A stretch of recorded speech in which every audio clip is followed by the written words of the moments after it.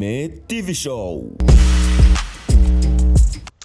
Hey, what's poppin' my people, nizere ko mumeze fresh kandi ndabibona mumeze neza mutwereka ko mumeze neza umunsi ku munsi. Abatameze neza tuyifuriza gukira cyangwa se kumererwa neza kugira ngo ejo n'ejo bundi bigende neza, tubone kugira neza kw'Imana, kugira neza kwa Nyagasani kwatuziye ndetse kwatubonekeye muri rusange. Uyu munsi biba bitameze neza, ejo bikagenda neza, n'isi ni kwisi yubakitse niko imeze, kandi dora dubasengera tuti aba bitameze neza jah aborohereze muri rusange. This is Aime TV Show, this is your team, this is your bro, this is your guy. Turaje twipanze tumeze neza, tuje kubahereza ibyanyu ibyacu ibyo dukunda twihebeye muri rusange. Je m'appelle Aime, njye nitwa Aime, call me Aime. Okay, ndi kumwe n'abajene banje ni Kogunaka ndetse na Habi J, nabo mumaze kubamenyera, ariko benshi kuza kugenda mudusanga mu tuzanire abandi basisenguzi gusa biracyari in progress. Uko umunsi uzagenda ikurikirana tuzagenda tubikora gusa. Abajene dukunda itangazamakuru, dukunda ibyo dukora, dukunda umwuga, dukunda kubaha ibyiza kandi twateguye neza muri rusange. My dear friends, my people, nizere ko mumeze neza kandi natwe murabona ko tumeze neza uyu munsi. Ntibisanzwe nibicika muri rusange, maze kubona full package tubafitiye. Habi J, how are you bro? I'm good. Umeze fresh? Meze neza cyane. Ewana nguri mu bantu batatu bameze neza mu Rwanda ariko. Biragaragara. Ewana Imana ishimwe cyane. How are you my friend? How are you, bro? Umeze neza? Ni fine. Ewana, okay. Just nyine murabona ko twishimye ko n'abajene kaza tumenyeranye, kandi iyo tuje hano kubahereza ibintu tuba tuzi ko muri byakire neza nabo. Nize ko mumeze neza, nawe ndabona uri busy kabisa, uvuga uti nanjye nta kigomba kunshika. Yeah, just nk'ibisanzwe bari ugusoma buri munsi. Yego ndabona kabisa noneho look yahindutse. Look igomba guhinduka buri munsi, umunsi ku munsi, just kari byo tunabamo. Yego cyane. Murabona ko bashene bameze fresh, nabo nta mikino kabisa, ibintu byose biri ku murongo birateguye neza muri rusange. Nanjye nitwa Aime, this is Aime TV Show, tuje kugira ngo tubaganirize byinshi bigiye bitandukanye. Uyu munsi kituzanye ni iki noneho sasa? Wakibaza ikituzanye niki? Mu Rwanda twanyuze mu bihe bya covid, ariko covid-19 yadusigiye impano, navuga ko yadusigiye, ariko tubonye impano nyinshi izinjiye mu muziki inyarwanda, by'umwihariko mu myidagaduro. Hari impano nyinshi zagiye zinjira mu muziki, twavuga nka Juno Kizigenza nibwo bagiye bagaragara, ba Kensol bashininze, abandi benshi ba Bwiza, ba France Mundu, ariko hakaza umusore kabisa uhuriza ibintu bibiri icyarimwe, ubu producer ndetse n'ubuhanzi, gutunganya imiziki ndetse no kuririmba, yitwa Element Ele, niyo amazina abenshi mwamumenyeho muri rusange. Ariko uyu nguyu ninde, ni muntu ki, kubera iki twahisemo kumuvugaho uyu munsi wa none? Uyu mujene yitwa Mugisha Robinson. Mugisha Robinson ni umuproducer w'umunyarwanda, akaba atunganya imiziki ndetse akanaririmba, ko afite indirimbo nyinshi zigiye zitandukanye mwagiye mukunda muri benshi. Yagize gutya mu minsi ishize aba nominated mu bihembo bya Afrima cyangwa se All African Music Awards Afrima 2025, aho yari nominees, yarahatanye ndetse n'abandi ba producer benshi bagiye batandukanye, bashaka kuzaturamo umuproducer mwiza w'umwaka wa Afrika. Ibihembo byari bitanzwe rero mu ijoro ryakeye, birangira uyu muproducer w'umunyarwanda ikintu cyo kwishimira yegukanye kino gihembo cya Best Producer of the Year of Africa, umuproducer mwiza wa Afrika muri rusange. Uyu Element Ele yarahanganye n'abandi ba producer benshi bagiye batandukanye,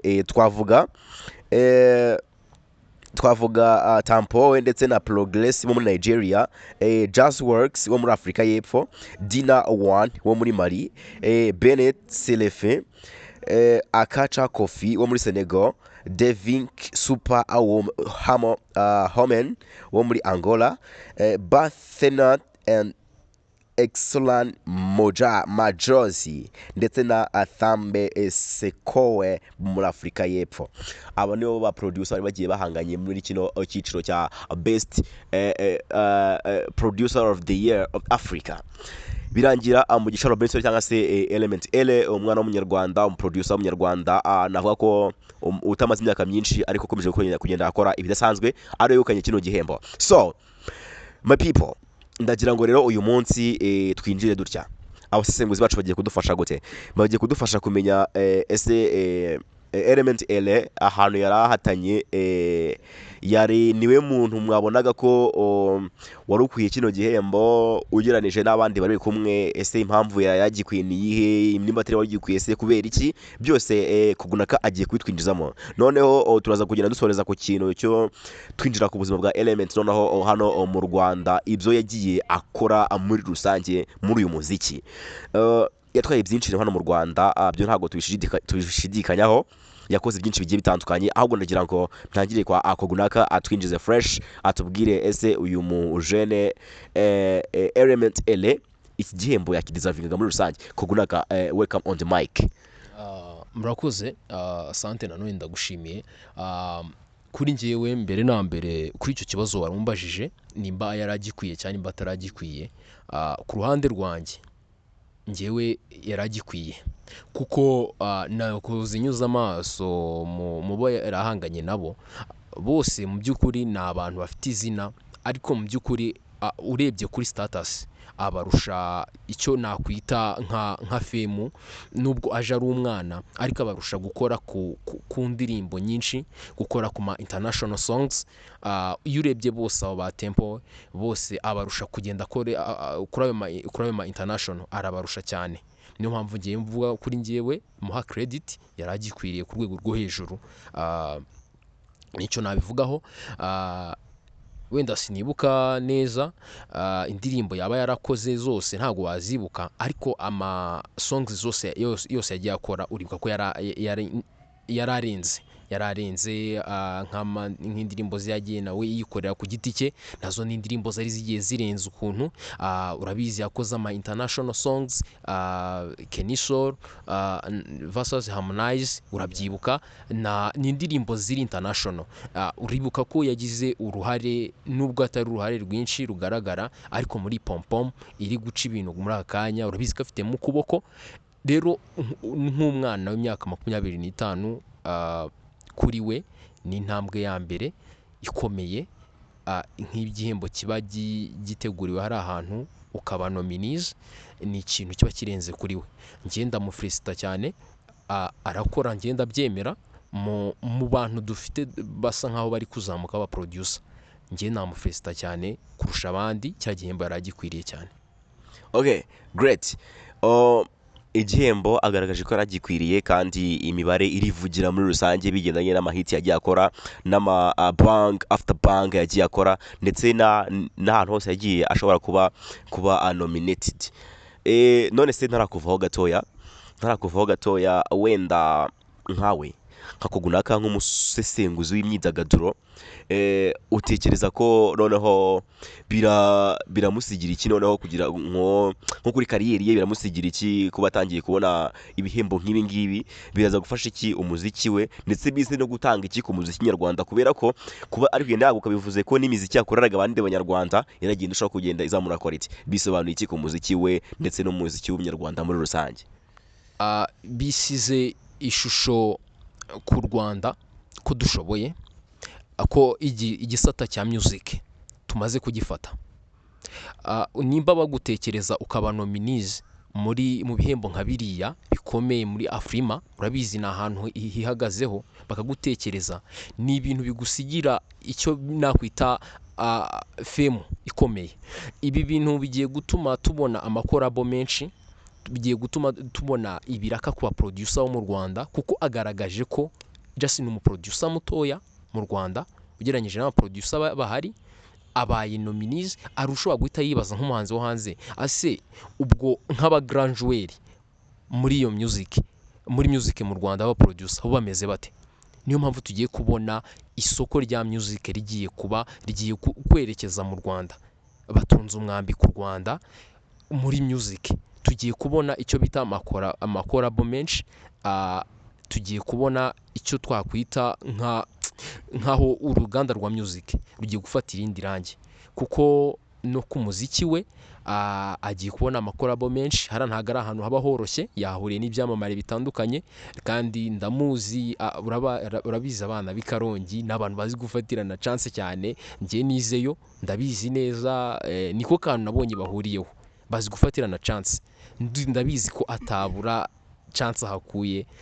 Kuri we bigiye kumusigira ishusho nziza, ni intangiriro kuri kariyeri ye ya music irenze, kandi ni na byiza ku ishusho y'u Rwanda kuko bigaragaje ko u Rwanda dushoboye. Murakoze. Right, thank you so much. Ndagira ngaruke kuri mujene noho Habije atufashe gusobanukirwa ubundi uyu Mugisha Robinson cyangwa se Element L ni muntu ki yatangiye kugaragara muri industry nyarwanda ryari ese yagiye akora ibiki bigiye bitandukanye kugira ngo tuti kubona kuri podium ariho uyu munsi ku Rwanda nyafrika tubona ko nka hari mu producer mwiza nkuko Afrima yagiye ibitangaza muri rusange. Welcome on the mic Mr. Habije. Murakoze cyane ngira ngo umbajije ikibazo cyiza urugendo rwa Element L cyangwa se Fred Robinson Mugisha. Uyu muhungu w'umunyarwanda yakoze ibintu bigiye bitandukanye kugira ngo tugiye kugaruka kuri buri kamwe bwakwira bugacya, ahubwo reka twirukanke cyane kugira ngo amasaha ataza no kuducika. Ni umukozi, ni umuhanga, ubona ko akora indirimbo z'abandi zigakundwa, ariko utirangije yuko nawe ubwe akora indirimbo zigakundwa. Mukana ndi kureba imbuga ze, afite abasubscribers kuri YouTube bagera mu 608 na kuzamura. Ni umuntu wakoze cyane. Ingoma haruka gushira hanze ahita amaso, nabonye ifite 3M mu mezi abiri. Nurumva ni ibintu nyine, ni ibintu bimwe encourage kuba nawe ubwe akora ibintu bigakundwa, bivuze ko ashobora no gukora abantu ibintu bigakundwa. Twagiye tubona indirimbo nyinshi, afite indirimbo yakoreye Bruce Melody na Harmonize bayita Zanzibar. Nureba urasanga ni indirimbo ikoze neza, yarakunzwe yaba hano muri Afrika ijya no ku ruhando hanze ya Afrika. Akora indirimbo yita One More Time, indirimbo ya Kenson na Harmonize nayo iragendera kundwa cyane. Rero uyu muhungu wacu Element L nkuko Tom Cross yabigarutseho, niwe mu Rwanda cyangwa se muri Afrika niwe dutezeho kuzabona ibintu byinshi hano imbere, nkuko yagarutse mu magambo we yabivuze, mavuze yuko amubona mu ishusho y'umuntu uzaba ukomeye mu minsi iri imbere ku ruhando nyafrika, akarenga noneho iyo Afrika akajya hanze yayo. Murakoze cyane. Oh, good. Akarenga u Rwanda, akarenga Afrika, akaba yajya no ku ruhando mpuza amahanga. Yitwa Mugisha Robinson Fred, ndetse cyase bakamwita Element L. Ni producer w'umunyarwanda, akaba n'umuririmbyi. Twagaruka ku gihembo yaraye ahawe nk'umu producer mwiza wahize abandi muri umwaka wa 2025 mu bihembo bya Afrima cyase All African New Artist. So my dear friends, ntabwo twabisoza gutya, ntabwo twabirangiza nta kintu dushyizeho natwe nka ni ukuvuga ngo uyu mujene ndamwibuka 2020 kabisa akiza yatangiye akora ibintu bya danger. Atangira kudimba Bruce Melody, indimbe yabaye mega hit, ewana irakundwa bya hatari, abantu bagenda bamumenya. Noneho uko imyaka yagiye ikurikirana 2021 na 2 atangira kugenda baba nominated, abona nomination muri The Kiss Awards. Ni ibihembo byatangwa na Kiss FM byabaga ngaruka mwaka nubwo bitakiba. Tunifuza ko nk'abantu bakunda imyidagaduro birahembo kabisa byagenda bigaruka muri rusange.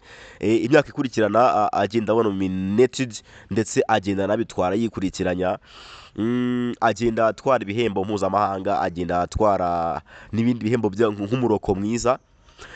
Abantu bagenda bivugaho rumwe, baravuga bati uyu mujene ni gute ari we wenyine ukomeza kugenda agaruka mu mitwe y'abantu, tubona kuri podium niwe ahagaze, niwe uri gukora ibya danger.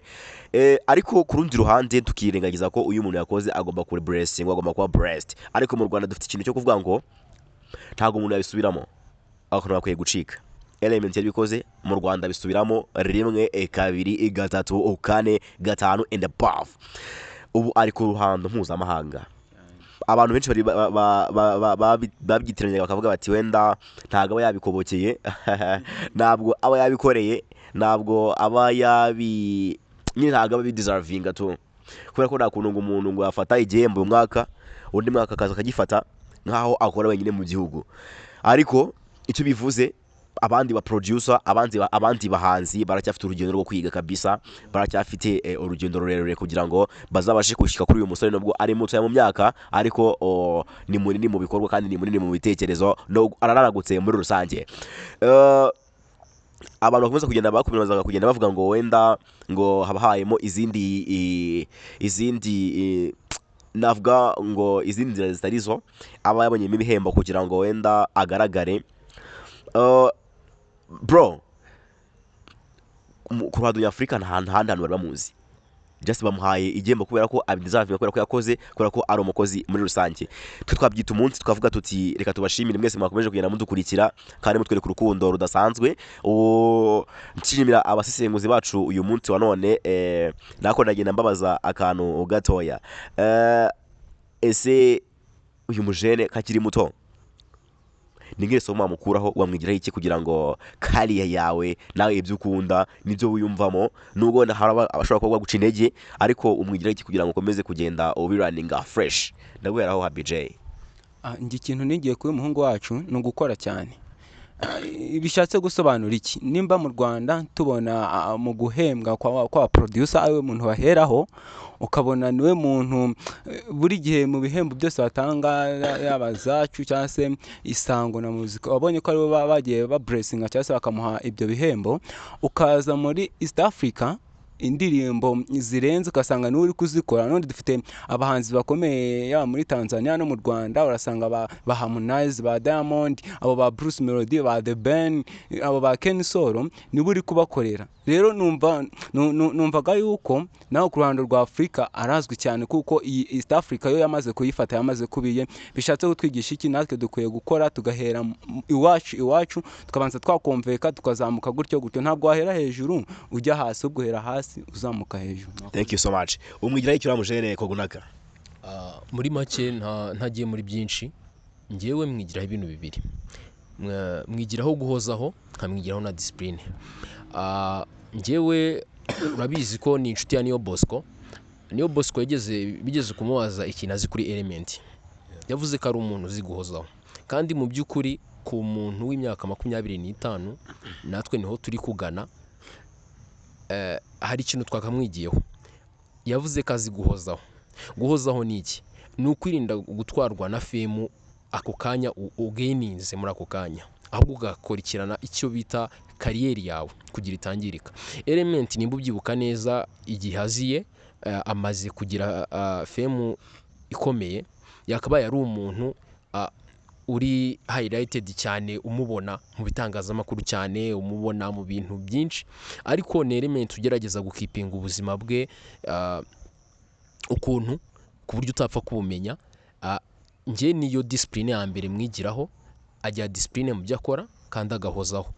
Nanjye namwigiyeho ko mu buzima umwuga wose waba urimo, hozaho kandi ugire discipline. Nicyo kintu cya mbere mwigiraho, kandi nkaba mbona ari byo binamufasha kugira ngo agere kuri aka gasongero k'ibyo agezeho. Murakoze cyane. Gukora, guhozaho ndetse n'ikinyabupfura, nta kintu nakongeraho. Dukore, duhozeho kandi twiyubahe, tugire ikinyabupfura bizatudrivinga ejo n'ejo bundi muri rusange. So ikiganiro cyari cyiza, nubwo tutari tumeze neza 100%, murumva harimo akantu ko kurwara gato, ariko nk'abajene tuba tugomba kuza tugakora kugira ngo ejo n'ejo bundi bizagende neza kurushaho. Thank you so much audience, thank you so much panelists, abantu bakaturi kumwe uyu munsi kabisa. Nongera kubashimira, wakoze cyane Happy J. Murakoze cyane. Thank you so much Kogunaka. Asante bwana. Thank you so much cameraman. Namwe muri kutureba kandi mukomeza gukunda ibintu byacu, mwakoze cyane. Naho ubutaha, ciao ciao, bye bye.